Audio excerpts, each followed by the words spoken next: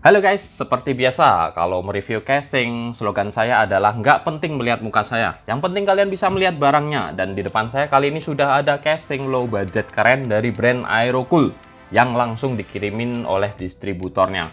Beberapa saat yang lalu saya sudah pernah mereview yang versi di bawahnya ini ya, yang lebih rendah dan lebih murah, yakni CS108, yang juga sudah saya pakai buat konten PC rakitan. Nah, kali ini adalah versi yang di atasnya atau versi upgrade-nya, CS111. Kelebihan dari casing ini tentu saja ini sudah ada side cover tempered glass. Juga kalau kalian lihat di spesifikasinya, dia mempunyai bodi material SPCC dengan ketebalan 0,5 mili, lebih tebal daripada kebanyakan casing low budget. Tentu saja dia cuma support micro ATX, tapi support GPU atau VGA card-nya panjangnya bisa sampai 305 mili dengan support GPU cooler sampai 160 mili. Jadi nggak masalah lah ya kalau kalian memasang CPU cooler yang tinggi-tinggi tuh, yang tower 12 cm, dual fan atau lain sebagainya. Oke, jadi langsung aja sekarang kita lihat casingnya dan kita review singkat.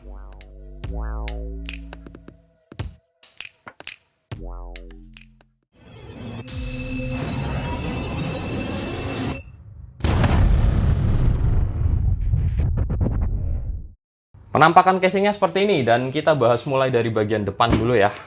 Bagian depan casing ini sangat polos, minimalis, nggak ada apapun kecuali logo Aerocool di bagian bawah. Dan FYI ini bahannya dari metal ya, bukan seperti casing-casing mainstream kebanyakan yang pakai front cover yang bisa detachable atau bisa dibongkar pasang.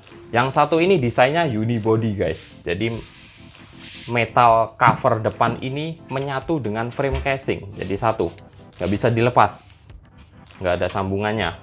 Tapi sekilas pandang saya udah langsung bisa tahu kalau intake airflow casing ini kurang bagus ya, karena di bagian depan ini nggak ada lubang apapun, sama sekali nggak ada lubang untuk menarik hawa atau fresh air dari luar untuk disedot ke dalam casing.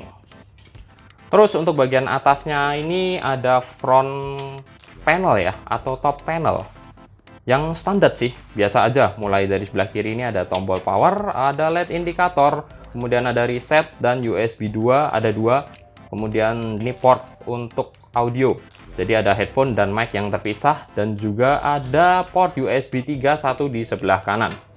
Di bagian belakangnya ini ada lubang-lubang hawa untuk airflow. Biasanya sih ini untuk airflow exhaust ke atas ya. Jadi memang walaupun nggak ada filternya seperti kebanyakan casing, menurut saya sih nggak masalah. Karena kalau ada filter di bagian atas ini justru akan menghambat udara yang keluar. Untuk lubangnya ini kalau nggak salah sih harusnya ini ukuran 12 cm x 2. Jadi nggak ada opsi untuk pasang fan 14 cm ya.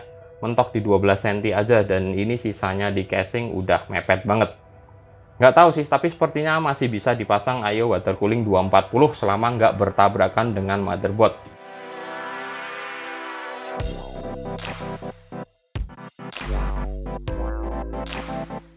Untuk bagian samping atau tempered glassnya ini keren banget guys. Ini nggak ada bautnya sama sekali. Dia model Windows yang ada, kok Windows ya? Kalau Windows kan operating system.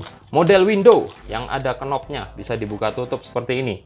Menggunakan magnet, dan tentu saja dong bisa dilepas juga. Ini ada engselnya, tinggal kita tarik ke atas di posisi kebuka. Udah, kita bakalan dapetin tempered glass yang tebalnya sih standar dengan plat besi di bagian kiri kanannya. Nah, untuk bagian dalamnya kalian bisa langsung lihat ini. Oh ya, ini kita dapat free fan ya, include fan warna hitam. Jadi ini cocok buat kalian yang anti RBG. Ini fan warna hitam dengan konektor 3 pin. Seperti yang tadi saya sudah bilang ya, casing ini support Mobo MATX. Dan walaupun ukurannya compact, ini untuk kedepannya masih ada beberapa space, ditambah dengan adanya lubang untuk jalur kabel di bagian depan ini. Biasanya ini untuk 24 pin, dan di bagian atas pun dia tersedia lubang kabel juga untuk 8 pin atau 4 pin EPS CPU. Untuk bagian bawahnya ini ada lubang-lubang hawa lagi, yang ada lubang dudukan untuk fan seperti biasa, yang menurut saya sih masang fan di sini ini kayak nggak ada artinya ya.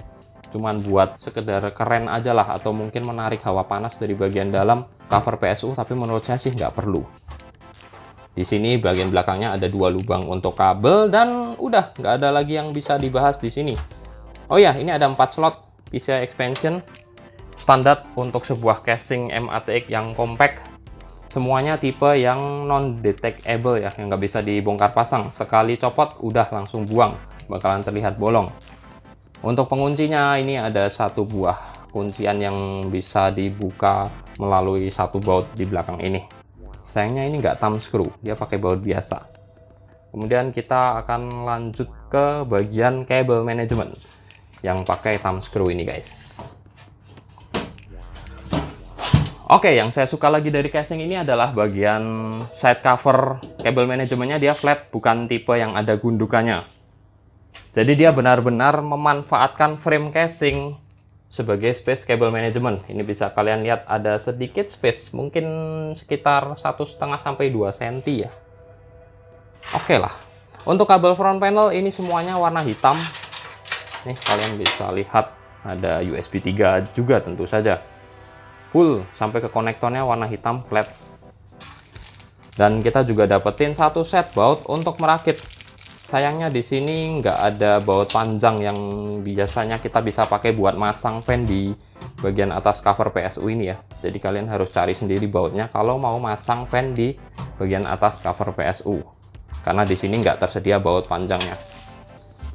Nah, kemudian di sini juga ada beberapa pengait atau cantolan buat kawat pengikat kabel ataupun kabel tis, untuk mengatur jalur kabel kalian. Dan nggak ada dudukan buat SSD di sebelah sini yang biasanya ada di casing-casing low budget ya. Padahal ini saya lihat seperti ada slot buat bracket dan ini juga ada lubangnya. Biasanya di sini bisa dikasih bracket nih buat SSD 2,5, tapi di casing ini nggak ada. Mungkin untuk mengejar kelegaan dan kekompakan ya. Di bawah ini kita dapetin, wah ini ada buku petunjuknya ternyata guys. Jadi kalian kalau bingung-bingung, selain melihat video ini juga bisa membaca buku petunjuk yang ada di casing ini. Nah, di bagian dalam cover PSU tentu saja ini ada dudukan buat power supply di bagian belakang, dan di bagian depannya ada drive bay untuk hard disk dan SSD. Bisa 2 kali hard disk 3,5 inci atau 1 kali hard disk 3,5 inci dan di atasnya storage 2,5 inci mix. Seperti biasalah, ini udah banyak di casing-casing low budget. Dan untuk membukanya biasanya dari bagian bawah. Nah, seperti ini guys. Ini ada 2 baut untuk membuka drive bay. Di sini juga udah ada tulisannya, ada SSD, HDD yang bisa kalian pasang langsung di casing ini juga. Kalian bisa pasang hard disk atau SSD langsung di baut di bagian dasar casing ini. Oh ya, ini di bagian belakangnya juga ada ini ya, filter, dust filter. Oke lah, untuk intake fan power supply.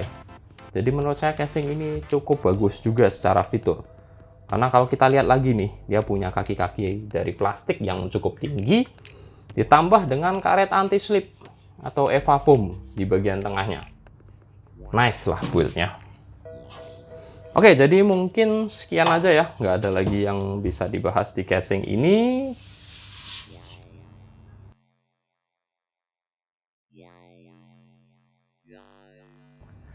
Tapi yang perlu kalian pertimbangkan adalah bukan cuma di bagian depan ini nggak ada lubang untuk airflow intake ya. Tapi memang di bagian dalamnya ini ternyata nggak ada dudukan untuk fan intake yang di bagian depan, yang 12 cm. Jadi untuk soal airflow menurut saya casing ini kurang. Kalau kalian mau, di bagian belakang ini justru kalian alih fungsikan sebagai intake, nyedot hawa dari belakang ya. Kalau ini kan setupnya nyedot hawa dari dalam keluar. Kalau ini dibalik buat nyedot hawa fresh air dari luar ke dalam. Kemudian atas ini dipakai buat exhaust, buat narik hawa panas. Jadi paling cuman bisa gitu aja sih. Tetap kurang karena yang di bagian bawah ini nggak ada airflow-nya. Dia cuman mengandalkan sedotan dari atas. Oke, jadi mungkin sekian aja review casing Aerocool CS111 kali ini. Saya Hendy pamit dulu dan makasih udah nonton.